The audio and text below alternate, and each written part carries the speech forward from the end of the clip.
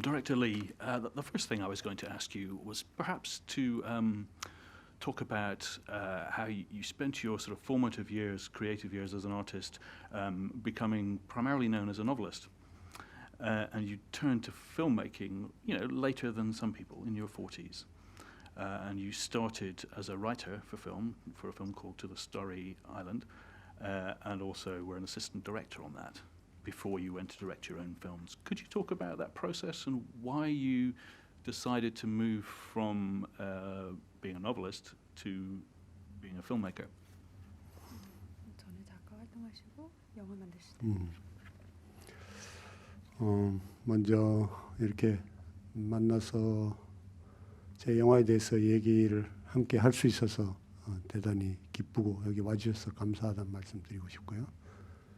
So firstly, I would like to say that I'm very pleased and excited and happy that you're here and we can have this conversation together at the London Film Festival. 왜 소설가로 활동하다가 영화 감독이 되기를 결심했냐 이렇게 물으셨는데 사실상 결심했던 것 같지는 않고요.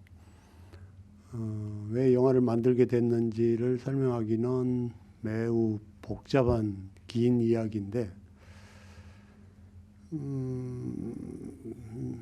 이렇게 얘기해 볼 수 있을 것 같습니다. 제가 30대 후반이 되고 점점 40이라는 나이에 가까이 가면서 저는 작가로서나 제 한 인간으로서 제가 걸어가는 길에 대해서 좀 뭔가 계속 그 길을 걸어가고 싶지 않아졌던 것 같아요. 그 동양에서는 공자가 한 말이 40이면 불혹이라고 유혹되지 않는다는 말이 있는데 저는 오히려 40이라는 나이에 가까워지면서 제 삶에 대해서 근본적으로 의심을 하게 된 것 같고 뭔가 다른 길을 걸어야 되겠다고 생각했던 것 같고요. 그래서 그 다른 길이 저한테는 영화 만드는 일이 됐던 것 같습니다. So you've asked the question of why I've decided to make films instead of continuing to be a novelist. And I don't think I've actually made a decision that I'm going to start making films. I think to explain why I became a film director is a very complicated and long story. But what I think I can say is that when I was in my late 30s and I was approaching 40, when I thought of myself as a novelist and as a person, I think thinking about the path that I was on, I didn't feel like I wanted to continue walking down the same path. In the East, this Chinese philosopher had said, once you turn 40, you can no longer be seduced. And I think for me, it was actually quite the opposite. On the contrary, when I turned 40, I basically started questioning and having thoughts, queries about the path I was on and about my life. And I think for me, I'd felt that I didn't want to continue down this same path, but try a different path. And for me, that was making films. I'm going to just talk about your first two features together, Green Fish and Peppermint Candy. And both of those films seem to me that the first one, Green Fish, is a sort of loosely a genre film, a gangster film. But it also seems to be very much about a person looking for identity in a sort of a new career. And so it's also about trying to retain some sort of integrity in a world which has become quite unrecognizable, material, and perhaps cruel. Perhaps you could just talk a little about the sort of background, the drivers for Green Fish, first of all. Where did it come from? 약간 갱스터 장르 영화인데 그 영화에서는 뭔가 새로운 일을 시작했을 때 그 캐릭터의 뭐 정체성을 찾아가려는 세상이 굉장히 잔혹하게 변화감에도 불구하고 뭔가 내면의 것을 유지하려는 그런 느낌이 들었는데 그 작품에 대해서 먼저 말씀드리겠습니다. 제 첫 작품 그린피쉬는 일종의 갱스터 장르 영화라고 부를 수 있는데요. 그 제가 처음 영화를 만들었던 1997년 무렵은 한국 영화 산업으로 보면 가장 바닥에 있던 시기였던 것 같아요. 그러니까 심지어는 관객들이 나는 돈 주고 한국 영화를 보라고 해도 보지 않는다라는 말을 공공연하게 하고 다닐 정도로 한국 영화가 관객들로부터 멀어져 있던 시기였고, 그래서 제가 처음 영화를 만들면서 영화 데뷔 자체를, 영화 만드는 것 자체를 가능하게 하기 위해서는 장르라는 관습적인 틀을 갖고 올 수밖에 없다고 생각했고요. 그래서 장르 영화, 갱스터 장르 영화, 그래도 관객이 조금 즐길 만한 갱스터 장르 영화를 가져왔고, 그렇지만 그 안에서 제가 하고 싶었던 이야기는 말씀하신 대로 정체성에 관한 문제였습니다. 주인공이 살던 동네가 전형적인 농촌이었는데, 지금 내가 너무 길게 하는 거죠. 여기서 끊을까요? 괜찮아요? I said too long.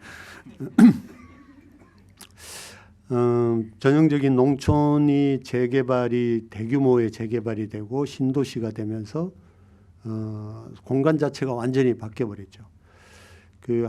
이런 공간이 전면적으로 바뀌는 것은 한국 전역에 걸쳐서 일어나는 일인데요.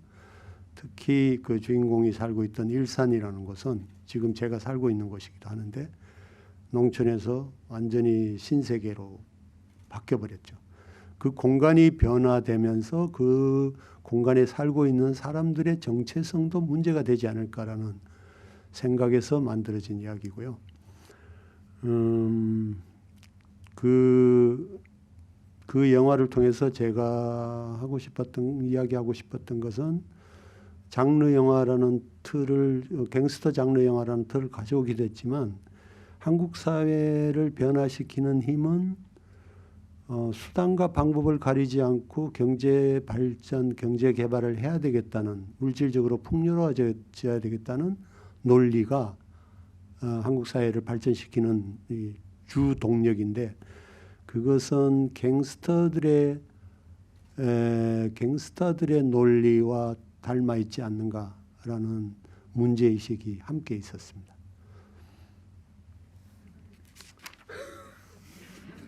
So when I made my first film, Greenfish, yes, you can call it a gangster genre film. When I was making that film at the time in 1970 Korea, the Korean film industry, you could say, was really at rock bottom, that people would very openly say wouldn't pay any money to go and watch films, and actually films were very distant from audiences. So in order to make my first film and to make my film debut, to make this possible, I thought that I would have to bring in a very conventional genre format and a frame around it, but add the gangster element so it would be at least entertaining and enjoyable for the audiences. But what I wanted to show in that film, as you'd mentioned, was questions around identity. So as you see, the character who's living in this very traditional sort of countryside farming town goes through mass-scale redevelopment, and it turns into and transforms into this new space, into a city. And I thought that when these spaces changes and transform entirely, that this happened generally across Korea as well. So in the film, the character lives in a place called Ilsan, which is also where I live, where the countryside turning into this new city must also have an impact and raise questions about the people's identity who live in those spaces. And these were the thoughts I had that when I was making the film. And what I really wanted to say in the film was that although it is a gangster genre film, as we said, that the changes that came about in Korean society, regardless of the method of the way, the main driving force really is to promote economic development and increase wealth. And I thought that logic was very similar to gangsters' logic, in the way that society was operating, and I wanted to raise questions about that. Your next film, Peppermint Candy, seemed to be almost like you were set free because Greenfish had been a success. So you were even more ambitious, and particularly in the way you approach the form of the filmmaking. So the film is kind of told in a backwards fashion, in reverse chronology. And it seems to be dealing with, again, somebody trying to find their sense of identity, but in a very different way. So in Peppermint Candy, the main character has worked for the fascist government before the pro-democracy movement, and then is struggling to find his humanity in the rest of the film as it regresses back in time and deals with some key points in Korean history. So I wonder if you could talk about that transition from a genre film like Greenfish to actually beginning, it seems to me, to finding the voice that we know today. And in fact, the film has some things in common, perhaps, with Burning. 박하사탕 성공 이후로 좀 더 자유로워지고 영화 형태를 접근하는 방식이 더 자유로워지신 것 같은데, 박하사탕은 비슷하게 정체성에 대해서 질문을 하는 것 같지만 시간이 거꾸로 가는 것도 다르고, 그 캐릭터가 그 패시스트 정부에서 일을 하다가 새로운 정부가 들어서면서 어떻게 다시 인간성을 다시 찾아가느냐는 그런 이야기가 보이는데, 이런 전의 장르 영화에서 더 이렇게 감독님 목소리가 담겨진 영화들, 현재 버닝 영화의 비슷한 점에 대해서 더 말씀 부탁드립니다. 그 박하사탕은 그 영화를 만들던 무렵이 2000년 새로운 밀레니엄을 앞둔 시점이었는데요. 그래서 새로운 밀레니엄을 앞두고 모두가 한국뿐만 아니라 모두 미래를 이야기하고 새로운 시대가 우리에게 다가올 그런 희망을 이야기하고 있었죠. 그래서 저는 앞으로 다가올 시대가 우리에게 어떤 미래가 있는지는 모르지만 그 미래의 의미를 알기 위해서는 시간을 거꾸로 가보는 수도 있겠다라는 생각을 했고요. 그래서 사실상 모두가 새로운 밀레니엄을 이야기할 때 저는 오히려 과거로 돌아가고 싶었고, 또 제 개인적으로는 그때가 제가 40대의 나이였는데 면도를 하면서 아침에 거울을 보면서 왜 이렇게 늙었나라는 생각을 했었고, 지금 생각해 보면 그야말로 웃기는 상황이지만 그때는 제가 20년 전에 제가 되고 싶지 않았던 얼굴이 거울에 보였고요. 그래서 저 자신의 20년 시간을 거슬러 가보고 싶은 그런 욕망을, 그게 현실에서는 불가능하지만 영화에서는 그 욕망을 실현시킬 수 있지 않을까. 그래서 페퍼민트 캔디라는 영화를 만들게 됐습니다.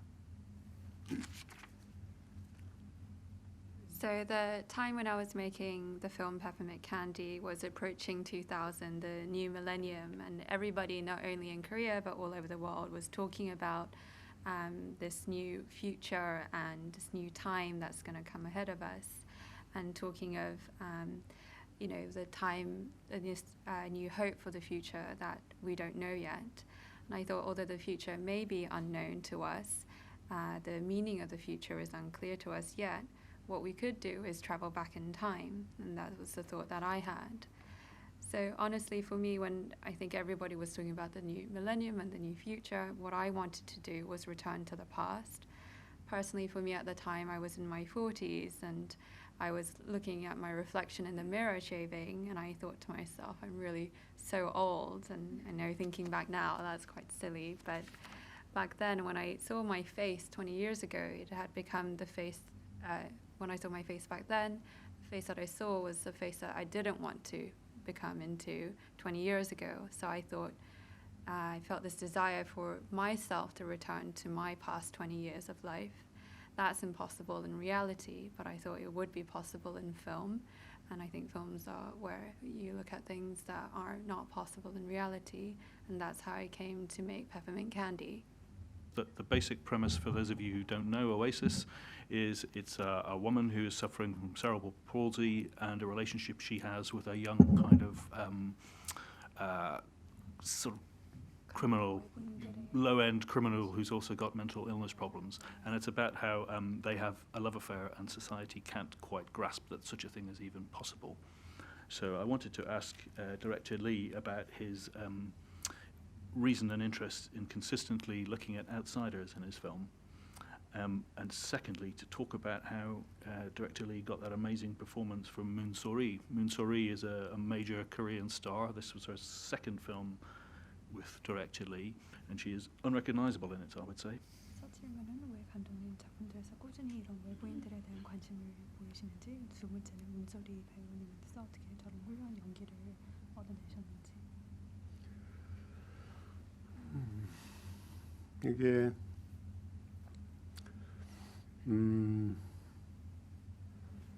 그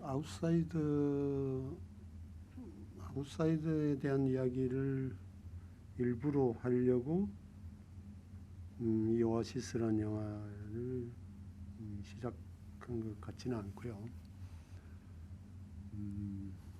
이 영화를 하게 된 동기를 이야기하자면 좀 복잡하긴 한데, 제가 칸 영화제 박하사탕을 가지고 칸 영화제에 갔을 때 그 칸 영화제 분위기, 제가 처음 간 칸이었는데요. 그 분위기가 너무나 저한테는 좀 뭔가 이렇게 놀라운 분위기였고요.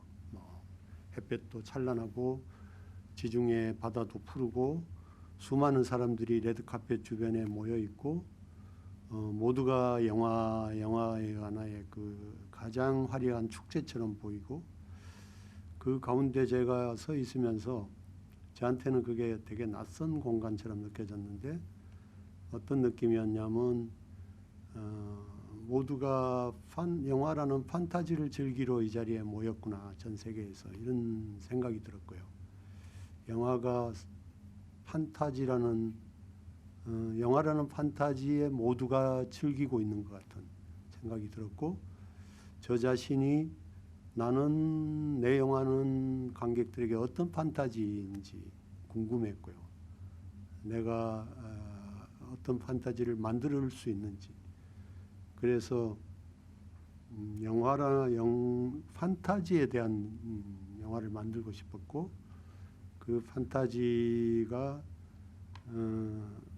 사람에게 영화라는 판타지가 무언가를 질문하기 위해서 사랑 이야기를 해야 될 거라고 생각했습니다. 왜냐하면 사랑이야말로 보통 사람들이 경험하는 가장 주관적이고 강한 판타지이기 때문에. 그런데 그 사랑이라는 판타지는 너무나 주관적인 것이기 때문에 사랑을 하는 당사자에게는 그것이 사랑이지만 타인에게는 그것이 사랑이 아닐 수 있는 것이 사랑이고, 남들의 눈으로 봤을 때 결코 사랑으로 받아들여지지 않는 사랑 이야기를 하고 싶었습니다. 그래서 이 영화에 지금 오아시스에 나오는 남자는 사회 부적응자고, 모두가 싫어하는 사회 부적응자고, 여자는 단순히 장애일 뿐만 아니라 그 뒤틀린 몸 때문에 사람들이 시선을 주고 싶지 않은 그런 내성마비 장애인을 주인공으로 한 두 사람의 사랑 이야기를 해보고 싶었던 것이죠. 그 문소리의 연기 이야기는 다음에 할게요. So I didn't deliberately set out to make a story about outsiders when I started making Oasis. My motivation for making this film is a bit complicated, but to explain, I went to Cannes Film Festival for the first time with my film Peppermint Candy. And I think the atmosphere for me there was very surprising. There was this very glorious sunshine, this very sort of dazzling Mediterranean Sea, and many people around the red carpet, and this very sort of sparkly festival. And I think for me that was a very unfamiliar space. I had this impression that people from all around the world had gathered in order to enjoy film as fantasy, that everybody was enjoying film as a fantasy there. And I thought, what kind of fantasy is my film being experienced as for these people, and what kind of fantasy can I make in film? So I wanted to make a fantasy film in a sense. And I think to get people to ask questions about this, I had to really tell a love story, because that is the most common experience that's intensely subjective and strongest fantasy that ordinary people have. So for the person in love, because it's so subjective, it's experienced as love, but for others it could not be seen as love. From other people's point of view, it could be seen as very unacceptable as being love. And this is why I wanted to tell that story. So in the film, you have this man that's very much abhorred and despised by society, and this woman who's not only disabled, but people don't really want to put their attention on her because of her body movements, and it's a result of a cerebral palsy. So I wanted to show the love story between these two characters. 그리고 한 가지 이야기를 덧붙이자면 사실 제가 제 친누나가 내성마비 장애를 앓고 있고요. 지금은 많이 나아졌지만 제가 어릴 때만 하더라도 한국 사회의 장애인, 특히 여자가 내성마비 장애인으로 성장한다는 게 굉장히 힘든 일이었고, 한 가족 중에 한 명이 장애일 경우에 모든 가족이 그 짐을 함께 져야 되는 그런 경험을 저도 했기 때문에 이 내성마비 장애인의 주인공이 저한테는 뭐 특별한 사람처럼 느껴지지 않았고요. 나와 너무나 가까운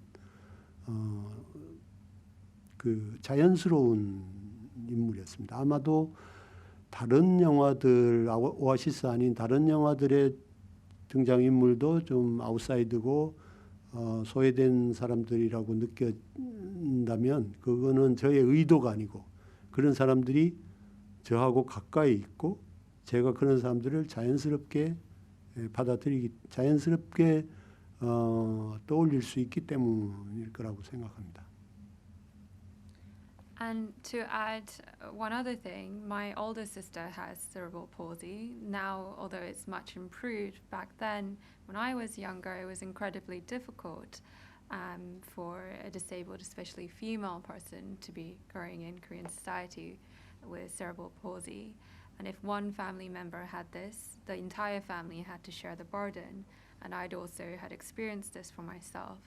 So for me in the film, for the protagonist to have cerebral palsy didn't feel to me like it was something or someone special, but actually for me it felt very close and natural to me.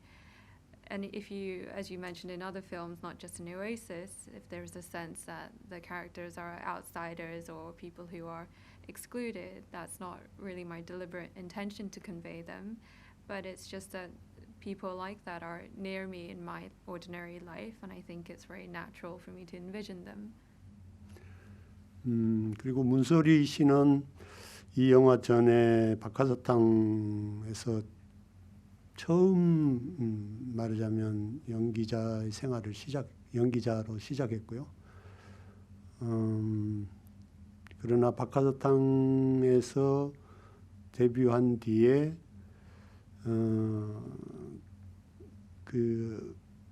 본인이 갖고 있는 풍부한 감성, 뛰어난 감성과 연기자로서의 열정 같은 것이 다른 영화에서 박하사탕 끝나고 다른 영화의 캐스팅의 기회가 잘 오지 않았고, 그래서 그녀에게는 이 오아시스라는 영화의 역할이 아마도 연기자 생활을 자신의 꿈을 자신의 그 영화에 대한 열정을 이루기에 어떤 다시 오지 않을 승부처럼 받아들여졌을 가능성이 있습니다. 되게 열심히 준비했고 그 내성마비 장애를 가진 분과 그 자원봉사를 하면서 친구가 되고 같이 생활도 했었고요. 그걸 자기로 받아들였고 그럼에도 불구하고 이 여자 연기자가 특히 여자 연기자가 이 자기 몸을 흉하게 만드는 것은 본능적으로 싫은 일이기 때문에 큰 용기가 필요했습니다. 혼자서 카메라를 두고 연습을 하기도 했고요. 여러분들이 이 화면에서 보는 연기가 그냥 뭐 연기를 아주 잘한다라는 열심히 잘한다라는 느낌의 이상의 그 어떤 것이 필요한 연기였어요. 왜냐하면 뭐 얼굴과 입과 눈과 손이 서로 다르게 비틀어야 되기 때문에 그건 일종의 뭐 단순한 묘기 이상의 그 인간의 한계를 넘는 연기 같은 그런 종류의 것이었죠. 근데 어쨌든 그녀는 그것을 해냈고 처음 혼자서 연기하고 저나 다른 사람 앞에 그 자기가 연습했던 그 모습을 보였을 때 그걸 보고 있는 스텝이나 저를 포함한 모든 사람들이 침묵에 빠져서 더 이상 다른 얘기를 할 수가 없는 분위기가 됐죠. 그만큼 충격적이었고 어떤 전율 같은 걸 느낄 수 있었고요. 그게 촬영 끝까지 그 한계와 싸우는 그냥 연기를 촬영 끝까지 지켜낼 수가 있었죠.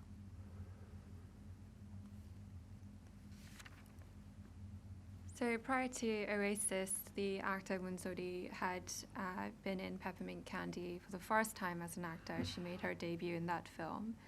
And with her own sort of very rich and sort of brilliant sort of emotional sensibilities and her passion for acting and film, despite all of that, she didn't get many suggestions for casting afterwards, many opportunities after that.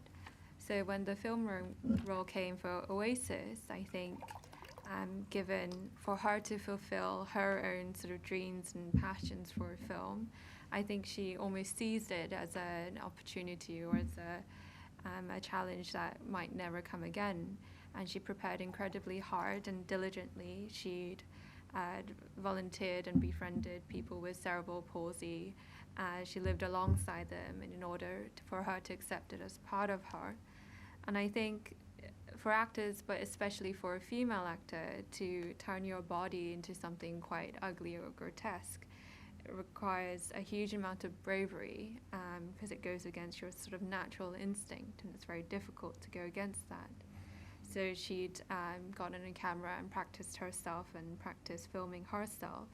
So what you see on screen here for her is not just that she simply acted well and she worked hard, but I think it really shows something beyond that, where for her to sort of twist her face, her eyes, or her hands in all different directions simultaneously, I think it's something that really requires exceeding the sort of limits of what's humanly possible. So the first time she showed us what she'd filmed herself practicing, showed it to me and other members of staff, and everybody after watching it had descended into this silence, and there was really nothing more we could say or couldn't say anything at the time. It was really shocking to that extent, and there was a certain thrill that I felt watching it, and I saw her really fighting against the limits of her sort of physicality until the very end of filming to maintain that. I guess that it must have been quite a worry that it couldn't be pulled off. I mean, the film would not work if she hadn't put in that performance. 그 배우가 그렇게 연기를 잘해주지 않았으면 영화가 성공 못했었다. 우려나 걱정이 네. 있으셨겠다고. 그렇습니다. 그 주변 저도 걱정했고 주변 사람들도 이 영화는 온전히 그녀가 연기를 하느냐 못하느냐에 달려 있는데 만약에 못하면 어떻게 할 거냐.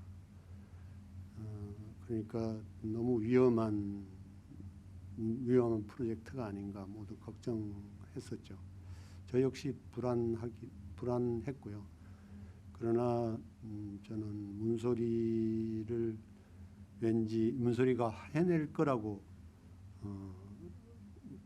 그런 믿음이 있었고 또 끝까지 믿어보려고 했죠.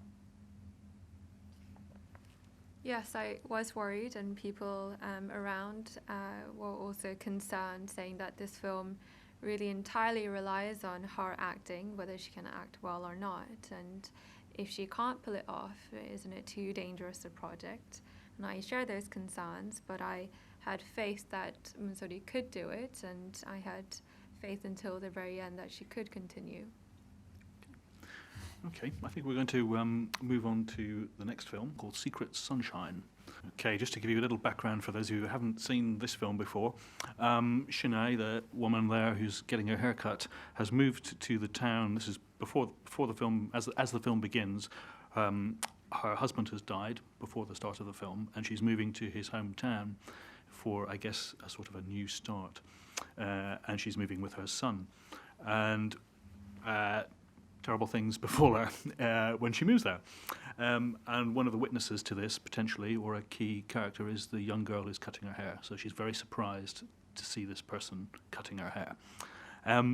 But one of the things that really strikes me about this particular scene is right at the end, when they leave the hair salon, Shanae looks up into the sky, and then Kong Ho, her friend who's with her, does the same. You can see that he's kind of puzzled, and he's sort of watching, asking in his face, what is she looking at, and what's been going on. So I really wanted to talk about that moment, but I think you've got to see the whole scene before you get to that moment. But could you talk about what that look is about when she looks to the sky, or perhaps looks to heaven, and the notion of what Shanae is fighting against in the film? 시내가 미장을 나오면서 하늘을 쳐다보는데 그 옆에 코너 캐릭터도 똑같이 하늘을 보면서 같이 쳐다보기도 하고 도대체 그녀가 왜 왜 천국을 쳐다보는지 무엇을 맞서 싸우고 있는지 영화 속 내내 말씀 부탁드립니다. 이 영화는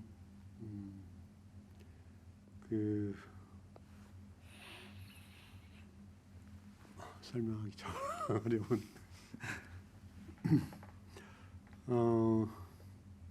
영화는 신과 싸우는 여자에 관한 이야기라고 할 수 있는데요. 신이라는 것, 신이라는 존재, 종교가 우리에게, 인간에게 어떤 건지, 어떤 관계가 있는지 질문하고 싶었는데요. 그녀가 하늘을 쳐다보는 것은 하늘을 저 높은 곳에 있는 어떤 존재와 자기가 싸우고 있다고 생각하는 것이죠. 그 신과 싸우는 것은 미친 짓이라고 우리는 생각하죠. 신과 싸운다는 것 자체가 미쳐 있다는 것, 광기라는 것. 근데 신과 싸운다는 것은 신의 존재를 인정한다는 뜻이겠죠. 근데 신의 존재를 믿으면, 신의 존재를 인정하고 믿으면 미친 짓이 아니고 그건 정상적인 거고, 신의 존재를 인정하고 싸우면 미친 것으로 보이는 것이죠. 그런 아이러니가 있는 것 같아요. 어쨌든 이 영화는 신과 싸우는 한 연약한 여자가 신과 싸우는 이야기인데, 물론 신에 대한 이야기라기보다는 그 신의 이야기, 신 또는 종교 믿음을 통해서 저는 인간에 관한 이야기를 또는 인간의 삶에 관한 이야기를 해보고 싶었고 고통받는 인간의 삶에서 어떻게 인간은 그 고통을 이겨낼 수 있는지를 이야기해보고 싶었습니다. So it's very hard to explain. This film can be seen as a story about fighting with God, the entity of God or religion. For humans, what this is and what's our relationship with it, and these are the questions I wanted to raise. So when she looks up into the sky, she's sort of thinking in her mind that she's fighting with this entity high up there. So to fight with God is crazy, and to do so you're seen as a crazy act in itself. But it also means that if you're fighting with God, that you've acknowledged the existence of God. And if you acknowledge and accept the existence of God, you're seen to be quite sane. But if you acknowledge the existence of God and fight with God, you're seen to be crazy. And I thought there was an irony in that. So the film really is about a vulnerable woman fighting with God. It's not a film about God, but about humans and their beliefs about religion and human lives that are full of suffering and what we have to do in order to overcome that suffering. Okay, thank you. Again, for those of you who haven't seen this film, poetry is about a grandmother who is looking after her grandson, minding him. She lives with him, or he lives with her, rather. And she's also suffering from sort of early onset dementia. And her grandson has done something, or possibly has done something, which is quite extreme. And she is trying to protect him by buying off people. I don't want to give too much away. But what I did want to talk about with this scene, Director Lee, was it's very economical. It's got virtually no dialogue. I wanted to talk about how you went about planning that scene, and the sort of it seems to me that there's a tremendous amount of confidence that comes from shooting such a sort of pivotal scene in the film so economically. A lot of people would have made more of the police, but for that you're sort of wondering who they are, 전략적이고 대사도 and virtually no dialogue. 굉장히 많이 자신감이 있어야지 이런 중요한 장면을 그렇게 찍으셨을 것 같은데 어떻게 접근하셨는지. 이 영화는 말씀하신 대로 그 치매에 걸린 상태에서 단어들을 잊어먹어가는 상태에서 단어를 하나씩 기억을 잃어가는 상태에서 시를 쓰고자 하는 한 할머니의 이야기인데요. 저는 이 영화를 통해서 시를 쓴다는 것, 그러니까 시를 쓴다는 것은 어떤 우리가 살고 있는 이 삶과 이 세상의 아름다움을 노래한다는 것일 텐데, 그 아름다움을 찾는다는 것과 우리 삶의 윤리, 이 고통받는 사람들 또는 우리 삶의 어떤 잘못된 것에 대해서 그걸 느끼고 공감하는 그 윤리적인 것과 아름다움을 찾는 것은 어떤 관계가 있나를 이야기하고 싶었고요. 이것은 저로서는 작가로서든 영화 감독으로서든 아주 10대 때부터 글을 쓰면서부터 저한테 끊임없이 따라다니는 그 질문과 연결되어 있다고 생각합니다. 예술을 한다는 것과 현실의 고통에 공감한다는 것은 도대체 어떤 관계가 있는지. 여기 오기 전에도 여기 공원에서 브렉시트에 그에 관한 시위를 하는 수많은 사람들을 그 사람들을 뚫고 여기까지 전철을 타고 왔는데요. 그런 모두가 현실적으로 뭔가 현실을 바꾸기 위해서 싸우는 동안에도 저는 그 사람들 반대로 극장에 들어오는 이런 그 그 예술을 한다는 것은 현실에서 등을 돌리는 것이 아닌가라는 그런 자책을 할 때가 많이 있었고요. 그 미자라는 할머니도 그런 시를 쓴다는 것이 단순히 아름다움을 찾고 좋은 글을 쓰는 게 아니라 현실의 모순과 어둠과 그 더러움을 함께 받아들여야 된다는 그런 것을 깨달아가는 과정인데요. 이 장면은 결국 잘못을 저지른 손자를 할머니가 경찰에 넘기는 장면인데 할머니가 경찰에 넘긴다라는 그 사실 자체를 일부러 보여주지 않았습니다. 일종의 블랭크로 만들어둔 거죠. 관객이 보고 관객이 그 블랭크를 채울 수 있기를 원했어요. 과연 할머니가 신고를 했을까? 경찰에게? 아니면 하지 않았을까라는 관객이 상상하면서 관객이 스스로 받아들이게끔 했습니다.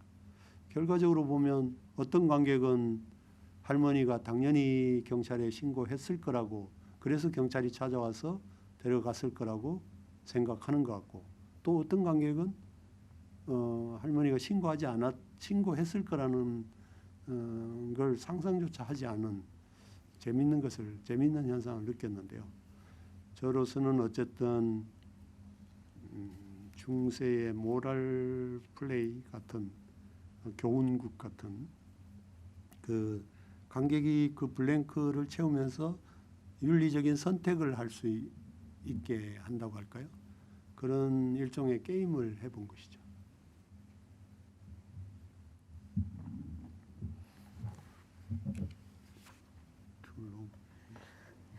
So this film, as you mentioned, is a story about a grandmother with beginning onset dementia who keeps forgetting her words one by one, but still attempting to write poetry. And writing poetry can be about living life and trying to find the beauty in the world and life, but also thinking about ethics of living and people suffering and things going wrong in our lives and trying to empathize and resonate with that and the ethics around that. I wanted to look at the relationship between the two, so the former and how you can link that to finding beauty in life. So this is a question for me that's followed me around since I was a teen, writing as a writer and as a film director throughout my life. I think during this process, doing art, looking at the relationship between looking at the pain of reality and the suffering of reality, but also being able to empathize with that and looking at the ethics around that. So even before coming here today, I had to cut across lots of people gathering at the park for the Brexit demonstrations and took the underground here. And there are all these people outside trying to fight against reality and try to change reality and working hard to do so. And there I was going the opposite direction towards them and then coming inside this cinema. And I think at times I felt whether the act of doing art is turning your back on reality and feel a sense of guilt or self-questioning about that towards myself. So for this character, the grandmother Mida, when she's trying to write poetry, it's not only about finding beauty in life and trying to have sort of practice good writing, but being able to look at the paradox of reality, the pain and the suffering, but also the messiness and accepting all of that. So you see in this film here that I don't make it deliberate, that the grandmother is handing over her son to the police. In a way, I've left it blank in order for the audience to feel that themselves. So you can imagine yourself whether the grandmother did report her and grandson to the police for them to take it away. Some audiences felt definitely that is what was happening, whereas other audiences couldn't even imagine the possibility that she would have reported her own grandson, which is very interesting to notice. So for me, I think it was kind of like a moral, ethical play that I was putting on, where the audiences could fill in the blanks and go along making their own ethical choices, and it being a sort of a game, really. It's very powerful. So how many people here, just put your hands up if you've already seen the film in the festival? Okay, so probably a little more than half.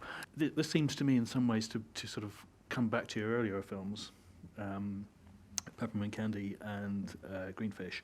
And I thought when I was watching it, how much of it is a kind of a metaphor for the way young Koreans are living today, in light of a lot of the political, should we say, turmoil since 1987. And I guess I'm thinking specifically of President Roh Tae-woo and what happened to the idealism from his movement. This was the first president of democracy in South Korea who ended up basically being accused and prosecuted for embezzling a huge amount of money. 비유들 특히 87년 이후 노태우 대통령 정치적인 정권 변화들 이후 네, 그렇게 볼 수도 있을 것 같습니다. 한국 사회는 사실 그 80년대, 90년대 중반까지 민주화되는 과정, 그러니까 군사 독재 정권을 군사 독재 정권으로부터 제도적인 민주화를 가져오는 것이 가장 큰 목표였고 모두가 그것을 위해서 싸웠다고 할 수 있습니다. 그러니까 그때는 뭔가 분명한 목표가 있었죠. 그리고 민주화를 이루고 난 뒤에는 그 모두가 생각하던 한국 사회의 문제라고 생각되는 싸워야 될 대상이 없어져 버렸기 때문에 방향을 잃었다고나 할까요? 그런 점이 있었던 것 같습니다. 있게 된 것 같습니다. 그런데 이것은 한국 사회의 문제라기보다는 문제이기도 하지만 세계적인 문제가 아닐까 생각해요.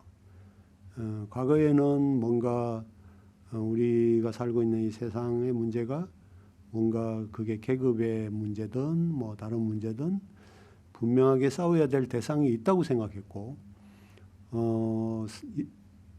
역사는 앞으로 진보하는 것이고 우리가 살고 있는 이 삶은 세상은 점점 어쨌든 좋아질 거라는 그런 믿음이 있었던 것 같습니다. 근데 지금은 목표가 사라진 것 같고요. 어디로 가야 되는지 역사가 진보하는 것인지에 대한 믿음도 사라지고 뭔가 문제가 있는데 그 문제가 보이지 않게 된 싸워야 될 대상을 알 수 없게 된 그런 세상이 된 것이 아닌가 싶어요. 오늘 아까 그 시위 오늘 있었던 시위 이야기도 했는데 사람들이 피켓을 들고 시위 현장에 나가지만 정말 그렇게 싸워서 정말로 바뀔 거라고 생각하지는 않게 된 것 같아요. 일종의 시위가 문화가 돼버렸고 더 이상 바꿔지지 않을 거라는 무력감에 빠져 있는 것 같기도 합니다. 그래서 사람들에게는 이 세상이 하나의 거대한 미스테리가 된 것 같은 특히 젊은 사람들에게는 그런 세상의 미스테리 또는 우리 삶의 미스테리에 대해서 이야기해보고 싶어서 이 버닝이라는 영화를 만들게 됐죠. So yes, it can be seen in that way. So Korean society through the 80s up to the mid-90s was going through a process of fighting for democracy and overturning the military dictatorship that was in place before. And really the biggest purpose at the time was to have this systematized democracy in place, and that everyone fought very hard for this. And there was a clear purpose for everybody. But once that had been achieved and afterwards, there wasn't a clear problem that everybody could agree on, that they could all fight together. And in a way, I think we'd lost direction. I don't think this is a problem only in Korea, but worldwide. So I think in the past there were very clear problems, whether it was relating to class or other issues, but there was something very clear that you had to fight against. And there was a very firm belief that history is progressing and society is improving, and that's the direction forward.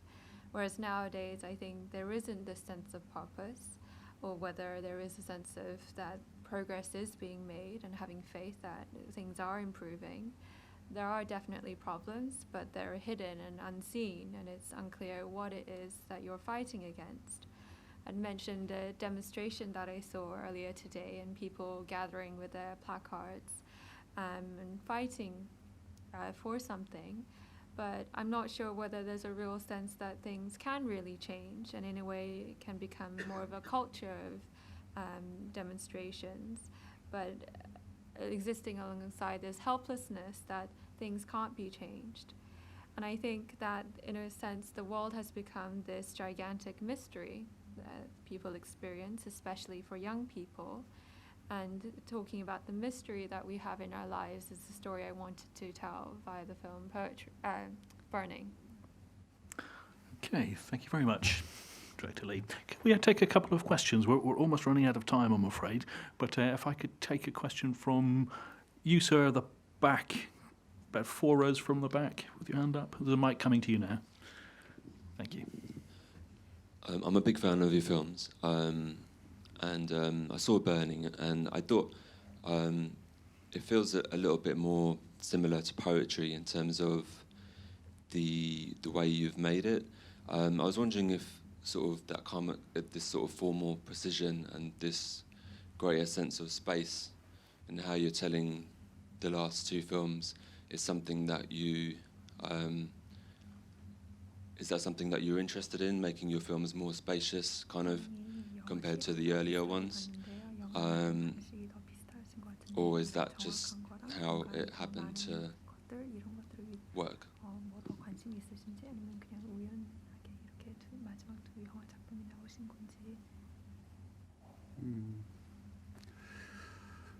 그 시 같은 경우는 진정한 아름다움을 찾는 이야기이기 때문에 그 주인공인 미자가 자기 주변을 다니면서 진정한 아름다움을 찾는 그녀의 시선으로 그 진정한 아름다움이 보여지는 것이기 때문에 아마도 그 공간의 느낌이나 이런 것들이 그냥 막 표면적으로 굉장히 그냥 누가 봐도 아름다운 그런 아름다움이 아니라 그 공간의 어떤 느낌이 진정한 아름다움인지 아닌지 그걸 바라보는 미자의 시선의 느낌이 중요했고요. 이 버닝은 그런 점에서는 비슷한 측면이 있는데 종수가 자기 아버지 어릴 때부터 살았던 아버지와 같이 살았던 그 소를 기르는 축사가 있는 집에서 어릴 때부터 아버지도 싫었고 그 공간도 너무나 싫어서 어릴 때부터 탈출하고 싶었던 그 공간을 떠났다가 아버지가 사고로 어떻게 되고 어디 가게 되고 하나 남은 송아지에 먹이를 주기 위해서 다시 그 공간에 그렇게 싫었던 그 공간에 찾아올 수밖에 없게 됐는데 영화를 안 보신 분 위해서 자세하게 말씀 못 드리지만 어떤 이상한 놈이 나타나서 비닐하우스를 태울 거라고 이야기를 해서 그 아침마다 그 공간을 돌아다니면서 비닐하우스를 태웠는지 안 태웠는지 찾는 그 과정을 통해서 새로운 눈으로 그 자기가 벗어나고 싶었던 그 누추하고 그 황량한 공간을 보게 되는 것이죠. 그러니까 그런 점에서 본다면 아마 공간을 새로운 눈으로 바라보고 느낀다는 점에서는 시와 버닝이 그 공간을 다루는 방식이 비슷하다고 생각할 수 있겠습니다. So poetry is a film about finding true beauty. So the grandmother Mija, she goes around her sort of spaces around her, and through her gaze trying to find and seeing true beauty through her eyes. say in a way the sense of the space, or the feeling of the way that she looks at the space is very important. And when I say beauty, I don't mean something beautiful that everybody agrees is beautiful, but in the way that she experiences and sees it. So I think the feeling of her gaze was very important for that film. And in that respect, the film Burning could be very similar. So the character Jong-soo, he grew up in this house with a barn where they had a cow with his father, who he hated, and he very much didn't like that space and wanted to escape from it since he was young. And he does leave, but for some reason his father is taken away from, and he has to return to the space that he despised in order to feed the cow that's been left behind, and return to the space. And I won't say in too much detail, but he meets this, for those of you who haven't seen the film, but he meets this strange man who says he's going to burn the barn around him. So he's going around the space around him to really see if he's burnt this barn or not. And I think in that sense, yes, you could say that he's looking at this space that he hated very much with a new, fresh pair of eyes, and seeing this very dilapidated or very sort of void space with a different feeling. So in a way, the two films are similar in that respect, with the approach to looking at the space and how the characters see that space. If we could just take probably one more question. Do we have time for two? One? If I could take from you in the third row, just on the left, the lady, with her hand up. 제가 틀릴 수도 있지만 이 감독님이 종수의 벤보다는 종수에 가깝다고 느끼거든요. So I think you're close to 정수 rather than Ben, and I feel like the Korean society just joined the group that now we don't have any democracy to pursue, and we have a lot of leisure time, and so but social class gap is maybe bigger, and young people feel helpless and lost. As a person who went through the 20s and 30s and 40s, what's your wisdom to give those people like Chang-soo who felt lost and helpless, and there are too many Gatsbys?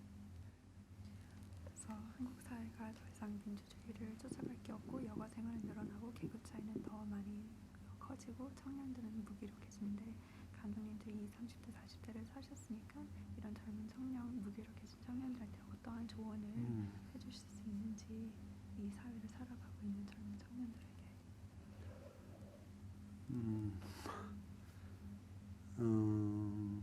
제가 나이 든 사람의 입장에서 조언을 할 자격이 있는지 일단 잘 모르겠고요. 지금 한국의 젊은 청년의 그 문제는